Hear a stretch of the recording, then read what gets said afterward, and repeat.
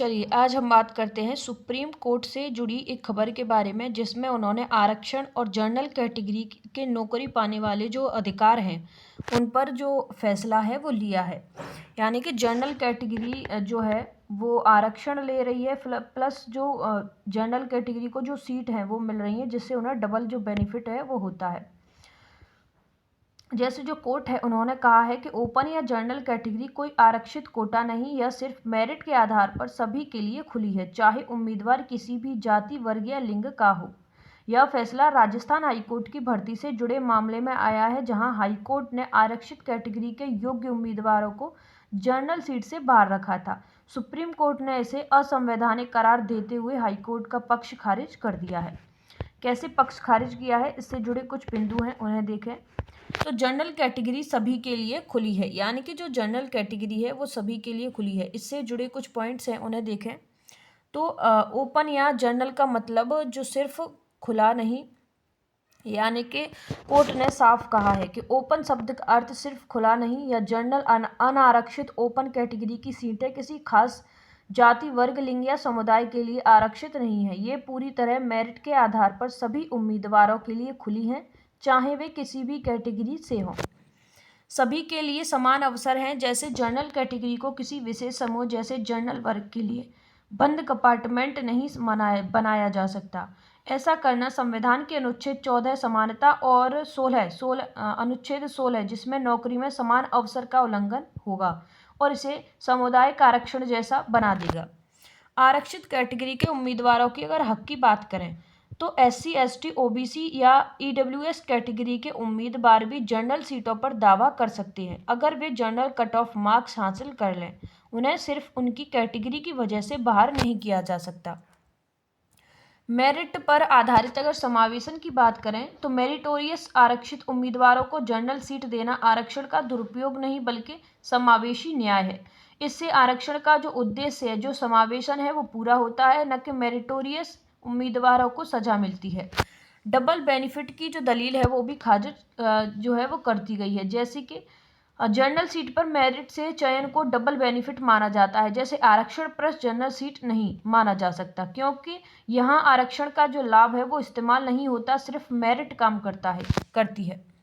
Short listing से अगर लागू होने की बात करें तो यह नियम प्रारंभिक शॉर्ट लिस्टिंग स्टेज से ही लागू होता है। पहले सभी मेरिटोरियस उम्मीदवार यानी कि आरक्षण सहित को जनरल लिस्ट में शामिल करें, फिर बाकी आरक्षित जो लिस्ट है वो बनाएं। संवैधानिक अगर आधार की बात करें तो फैसले में 1992 में इंदिरा साहनी मंडल केस और अन्य पुराने फैसलों का हवाला दिया गया है। यह फैसला जस्टिस दीपांकर दत्ता और जस्टिस ऑगस्टाइन जॉर्ज समय के जो बेंच है राजस्थान हाईकोर्ट भर्ती मामले में आया और इसे आरक्षित वर्ग के मेरिटोरियस उम्मीदवारों के लिए बड़ी राहत माना जा रहा है। अब बात करें डबल बेनिफिट दलील खारिज करने की, यानी कि जनरल सीट प्लस आरक्षण को खारिज करने की। तो डबल बेनिफिट की जो दलील है वो पूरी तरह से खारिज कर दी गई है।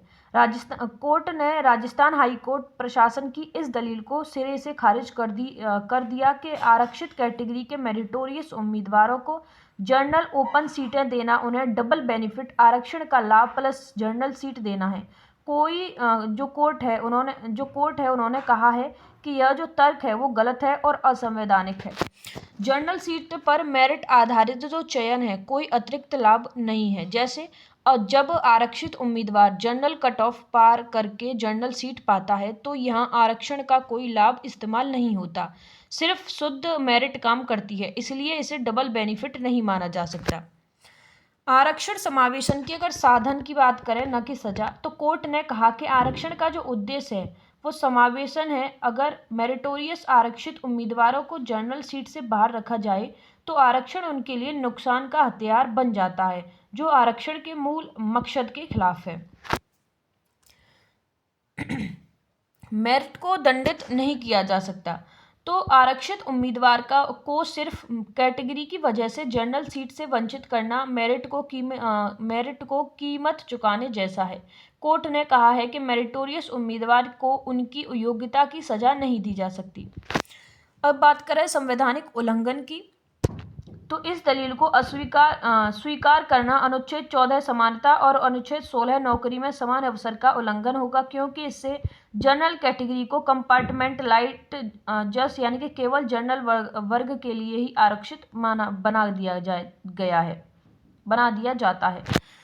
आरक्षित सीटों के बेहतर उपयोग की बात करें तो मेरिटोरियस आरक्षित उम्मीदवारों को जनरल सीट देने से आरक्षित सीटें ज़्यादा ज़रूरतमंद उम्मीदवारों के लिए खाली रहती हैं, जो आरक्षण के उद्देश्य को मजबूत करता है। बात करें मेरिट की अगर प्राथमिकता की,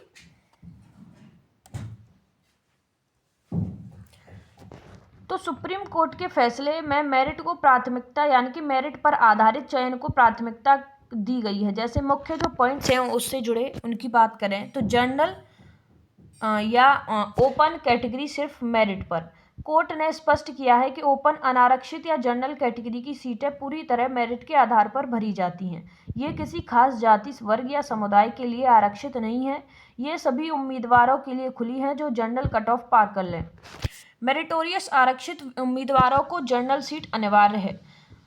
आरक्षित जो कैटेगरी है SC, ST, OBC, EWS के उम्मीदवार जो हैं अगर जनरल कट ऑफ से ऊपर मार्क्स लाते हैं बिना किसी रिलेक्शन के अगर लाभ के लिए, तो उन्हें जनरल सीट पर जो रखना जरूरी है। सिर्फ कैटेगरी की वजह से उन्हें बाहर रखना असंवैधानिक है।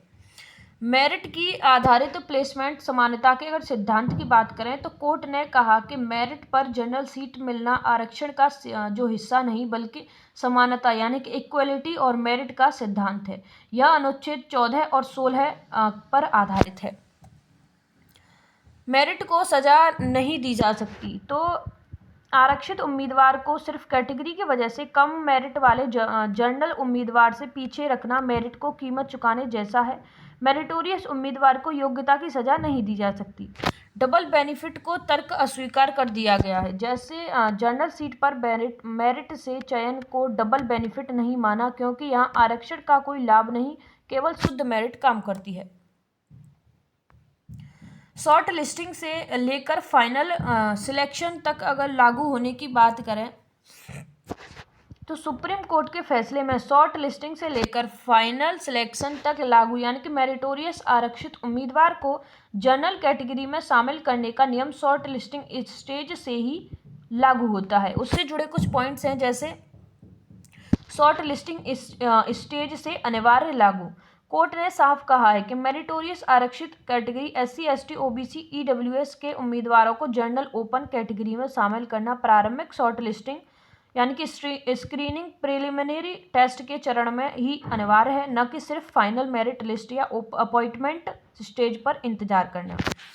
पहले जनरल लिस्ट बनाएं। शॉर्ट लिस्टिंग के समय पहले सभी उम्मीदवारों आरक्षित सहित की शुद्ध मेरिट से जनरल ओपन कैटेगरी की लिस्ट तैयार करें, जिसमें जनरल कट ऑफ पार करने वाले आरक्षित उम्मीदवारों को शामिल करें। उसके बाद ही बाकी बचे उम्मीदवारों से आरक्षित कैटेगरी की लिस्ट बनाएं। कैटेगरी वाइज शॉर्ट लिस्टिंग की अगर सीमा की बात करें, कैटेगरी वाइज शॉर्ट लिस्टिंग की सीमा की, तो कैटेगरी वाइज शॉर्ट लिस्टिंग की अनुमति है, लेकिन मेरिटोरियस आरक्षित उम्मीदवारों को जनरल कट ऑफ पार करने पर जनरल लिस्ट से बाहर रखना असंवैधानिक है। ऐसा करना जनरल कैटेगरी पर कंपार्टमेंटलाइज्ड यानी कि केवल जनरल वर्ग के लिए आरक्षित बना देता है। इंटरमीडिएट स्टेज से बाहर करना गलत। जैसे अगर शॉर्ट लिस्टिंग स्टेज पर ही मेरिटोरियस आरक्षित उम्मीदवार को बाहर कर दिया जाए तो आगे के स्टेज जैसे टाइपिंग टेस्ट, इंटरव्यू में उनका जो चयन है वो स्थायी रूप से प्रभावित हो जाता है, जो समानता के सिद्धांत का उल्लंघन है। फाइनल सिलेक्शन के अगर निरंतरता की बात करें तो यह नियम फाइनल मेरिट लिस्ट और अपॉइंटमेंट तक भी लागू रहता है। मेरिट पर जनरल सीट मिलने से आरक्षित सीटें ज़्यादा ज़रूरतमंद उम्मीदवारों के लिए उपलब्ध न रहती हैं। अब बात करें आरक्षण समावेशी के सिद्धांत के बारे में, तो सुप्रीम कोर्ट ने फैसले में आरक्षण समावेशी जो साधन है, जो उपकरण है, उसके कुछ पॉइंट्स बताए हैं। जैसे आरक्षण का मूल उद्देश्य समावेशन, इंक्लूजन। कोर्ट ने स्पष्ट कहा कि आरक्षण का असली मकसद समाज के पिछड़े और वंचित वर्गों का मुख्य धारा में शामिल करना यह अफर्मेटिव एक्शन का साधन है जो सब्सटेनेटिव इक्वलिटी जो सुनिश्चित करता है।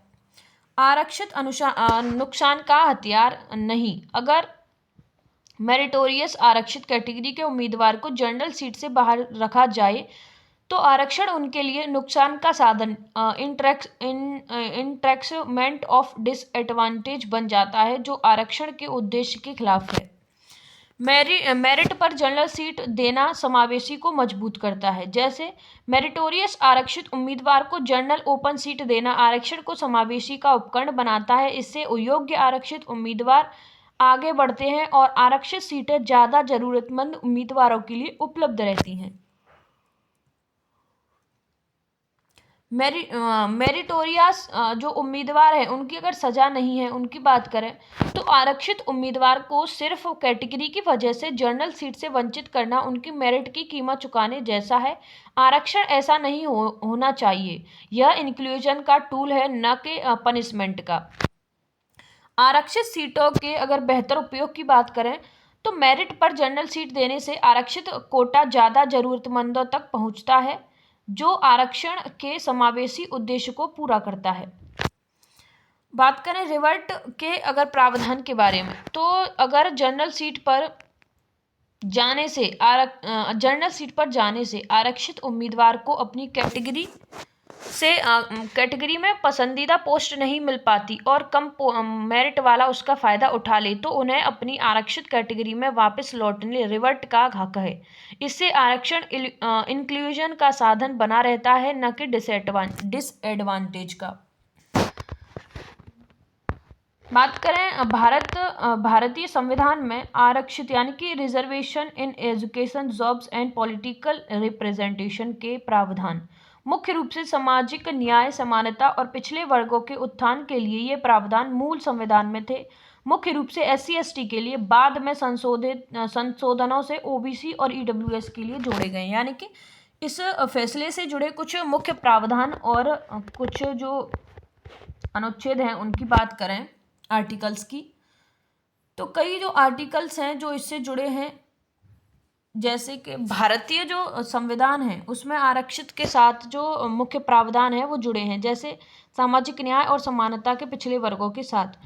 जैसे बात करें अनुच्छेद 15 के बारे में, अनुच्छेद 15(4) के बारे में तो राज्य सामाजिक एवं शैक्षिक रूप से पिछड़े वर्गों विशेषकर SC/ST के लिए शिक्षा में विशेष प्रावधान आरक्षण कर सकता है। प्रथम संशोधन 1991 में से जोड़ा गया था। वहीं जो अनुच्छेद 15 5th है, क्लॉज 5th है उसकी बात करें तो राज्य सार्वजनिक एवं सहायता प्राप्त शैक्षिक संस्थानों जैसे निजी संस्थानों सहित अल्पसंख्यक संस्थानों को छोड़कर में SC/ST OBC के लिए प्रवेश में आरक्षण कर सकता है। ये 93वें संशोधन 2026 से लागू हुआ था। वहीं अनुच्छेद 15 अगर 6 की बात करें, अनुच्छेद 15(6) की बात करें तो ये आर्थिक रूप से कमजोर वर्गों EWS सामान्य वर्ग के गरीब के लिए शिक्षा में 10% आरक्षण जो है वो मिलता है और ये 103वां संशोधन 2019 से लागू है।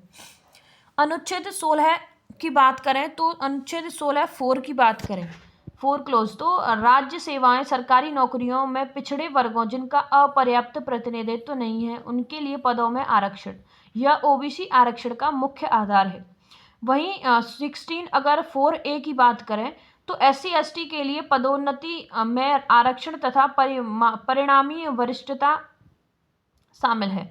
यह 77वें संशोधन 1995 और 85वां संशोधन 2001 से लागू है। वहीं अनुच्छेद 16(4)B की बात करें तो बैकलॉग यानी भरी न गई रिक्तियों को अगले वर्षों में कैरी फॉरवर्ड करने की अनुमति 50% सीमा से ऊपर भी है। 81वें संशोधन 2000 से ये लागू है।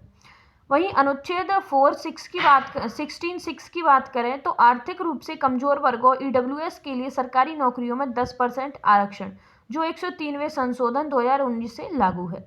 अब बात करें अनुच्छेद आर्टिकल 330 के बारे में तो लोकसभा में SC/ST के लिए सीटों का आरक्षण जनसंख्या अनुपात से मिलता है। आर्टिकल 303 की 32 की बात करें, यानी कि 332 की बात करें, तो राज्य विधानसभाओं में SC ST के लिए सीटों का आरक्षण जो है वो लागू है। अब बात करें आर्टिकल 334 के बारे में, तो लोकसभा और विधानसभा में SC ST के लिए सीटें आरक्षित की अवधि मूल रूप से 10 वर्ष यानी 1960 तक बार बार बढ़ाया गया। वर्तमान में 26 जनवरी 1930 तक 104वें संशोधन 2020 से यह लागू है। अब बात करें आर्टिकल 46 के बारे में, जो कि निर्देशक सिद्धांत है। राज्य SC ST और अन्य कमजोर वर्गों के शैक्षिक एवं आर्थिक हितों को विशेष ध्यान देकर संवर्धन करेगा। यह न्यायोचित है लेकिन कानूनी रूप से बाध्यकार नहीं। अब बात करें आर्टिकल 335 की, तो SC ST के दावों को ध्यान में रखते हुए भी राज्य सेवाओं की दक्षता बनाई रखी जाएगी। आरक्षण के साथ प्रशासनिक दक्षता का संतुलन भी आवश्यक है। ये सभी प्रावधान समानता के अधिकार अनुच्छेद 14-16 के अंतर्गत आते हैं और सकारात्मक भेदभाव का आधार बनाते हैं। सुप्रीम कोर्ट ने इंदिरा साहनी 1992 में 50% आरक्षित जो आरक्षण सीमा तय की, लेकिन विशेष परिस्थितियों में जो है वो काट दी।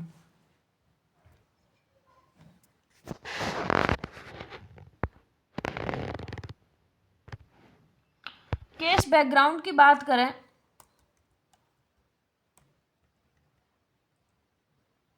अब बात करें ऐसे कुछ केस जो बैकग्राउंड है उनके बारे में, तो सुप्रीम कोर्ट ने फैसले में केस बैकग्राउंड यानी मामले की जो पृष्ठभूमि है उस पर भी कुछ जो पॉइंट्स हैं वो दिए हैं। तो भर्ती विज्ञापन की बात करें तो राजस्थान हाई कोर्ट ने 5 अगस्त 2022 को जूनियर जुडिशियल जो असिस्टेंट है यानी कि JJA और क्लर्क ग्रेड सेकंड के लिए कुल 2756 पदों के लिए विज्ञापन जारी किया। ये पद high court Rajasthan, state judicial academy, जिला अदालतों और संबद्ध संस्थानों जैसे legal service authority of permanent लोक अदालत में से थे। भर्ती प्रक्रिया की बात करें तो चयन जो प्रक्रिया है वो 2 चरणों में थी। पहली जो थी वो लिखित परीक्षा थी जिसमें 300 अंकों की जो परीक्षा थी। सेकंड जो थी वो कंप्यूटर आधारित टाइपिंग टेस्ट परीक्षा थी जिसमें 100 अंकों का जो है वो लिखा गया था। आरक्षित उम्मीदवारों के अगर प्रदर्शन की बात करें तो कई SC ST OBC और EWS कैटेगरी के उम्मीदवारों ने जनरल ओपन कैटेगरी के कट ऑफ से ज़्यादा अंक प्राप्त किए, लेकिन उन्हें जनरल सीटों के लिए विचार नहीं किया गया। हाईकोर्ट प्रशासन की अगर पद्धति की बात करें तो हाईकोर्ट शासन ने कैटेगरी वाइज अलग अलग कट ऑफ लागू किया और मेरिटोरियस जो आरक्षित उम्मीदवार हैं उनके लिए सिर्फ अपनी कैटेगरी में ही रखा। शॉर्ट लिस्टिंग यानी कि टाइपिंग टेस्ट के लिए में भी उन्हें जनरल लिस्ट से बाहर रखा गया। आरक्षित उम्मीदवारों की याचिका की बात करें तो प्रभावित उम्मीदवारों जैसे राजत यादव आदि ने राजस्थान हाईकोर्ट में रिट पिटीशन दाखिल की, तर्क किया कि जनरल कैटेगरी को कंपार्टमेंटलाइज्ड यानी कि केवल जनरल वर्ग के लिए आरक्षित बनाना अनुच्छेद 14 समानता और आर्टिकल 16 यानी कि नौकरी में समान अवसर का उल्लंघन है। राजस्थान हाईकोर्ट के अगर फैसले की बात करें तो जो कि 18 सितंबर 2023 का था, डिवीज़न बेंच ने याचिकाएं स्वीकार की या कहा कि मेरिटोरियस आरक्षित उम्मीदवारों को जनरल सीट से बाहर रखना भेदभावपूर्ण है। मेरिट लिस्ट दोबारा बनाने और शॉर्ट लिस्टिंग से ही जनरल में शामिल करने का निर्देश दिया। सुप्रीम कोर्ट में अपील की बात करें तो राजस्थान हाईकोर्ट प्रशासन और रजिस्ट्रार ने सुप्रीम कोर्ट में सिविल अपील दाखिल की, तर्ज दिए कि डबल बेनिफिट माइग्रेशन सिर्फ फाइल स्टेज पर, और तीसरा उम्मीदवार पर एस्टोपेल चुनौती देने का अधिकार नहीं। बात करें सुप्रीम कोर्ट के फैसले की तो सुप्रीम कोर्ट के फैसले की बात करें जो कि 19 दिसंबर 2025 का था, जस्टिस दीपांकर दत्ता जजमेंट लेखक और जस्टिस ऑगस्टाइन जॉर्ज मसीह की बेंच ने अपील खारिज की। राजस्थान हाईकोर्ट के फैसले को बरकरार रखा, कहा कि जनरल कैटेगरी सभी के लिए खुली है और मेरिटोरियस आरक्षित उम्मीदवारों को बाहर रखना असंवैधानिक है। बेंच और रेफरेंस की बात करें